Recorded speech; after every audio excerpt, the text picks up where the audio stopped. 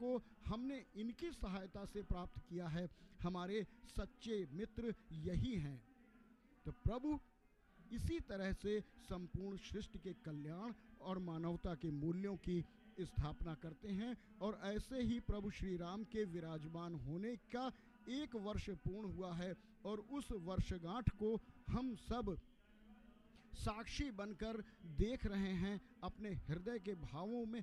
हम जानते हैं आज इस स्क्रीन के समक्ष बैठे आप सभी हमारे दर्शक, और या जब कभी भी अनंतर आप प्रभु श्री राम को देखते हैं, हृदय में आपके अपनी तरह के भाव उठते हैं। उन भावों को शब्द देना बेहद मुश्किल, लेकिन मंत्रोच्चार की तरह, जिस तरह शब्द ब्रह्म हैं और वो अनंत में विलीन हो जाते हैं किंतु उनका क्षय नहीं होता, वो समाप्त नहीं होते, उसी तरह आप अपने अपने स्थान पर बैठकर हृदय की जो भी भावनाएं व्यक्त कर रहे हैं वो इस अनंत के माध्यम से विलीन होकर हमारे परमात्मा तक पहुंच रही हैं।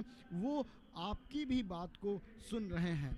मंत्रोच्चार अपनी पूर्णता की ओर धीरे धीरे बढ़ता हुआ उधर मुख्य अर्चक महोदय पूर्णता की ओर ले जाते हुए इस महाभिषेक को और धीरे धीरे महाआरती की तैयारी। ये जो नारंगी रंग की टोपियां आप देख रहे हैं, दरअसल श्री अवधपुरी आने वाले, जैसा कि निवेदन किया कि संपूर्ण विश्व से लोग यहाँ आते हैं, तो वो समूह में आते हैं तो भीड़ में कहीं इधर उधर ना हो जाए तो एक प्रतीक बांध लेते हैं। इन्होंने शायद नारंगी टोपियों को चुना है, कुछ लोग ध्वज ले लेते हैं, कुछ वस्त्र ले लेते हैं, कुछ अपने पहचान पत्र को गले में टांग लेते हैं और तालियां बजाते हुए जिस तरह से देखिए ये चल रहे हैं। आने के बाद गर्भगृह में इनकी जो श्रद्धा है वो अपने शायद चरम पर पहुंच जाती है। भगवान श्री राम धारण करते हुए अपना धनुष और बाण,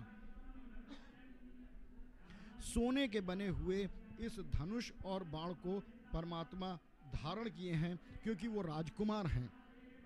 कई बार एक प्रसंग आता है वाल्मीकि रामायण में, जानकी जी परमात्मा श्री राम से कहती हैं कि आप दिन भर सदैव ये धनुष धारण किए रहते हैं जो आपको धीरे धीरे हिंसक न बना दे। मुस्कुराते हुए परमात्मा कहते हैं, जानकी मैंने ये धनुष इसलिए नहीं धारण किया है कि मुझे अपने पराक्रम से किसी को बताना है या किसी को भयभीत करना है। ये धनुष तो मैंने इसलिए धारण किया है कि मैं इक्ष्वाक वंश क्षत्रिय हूँ और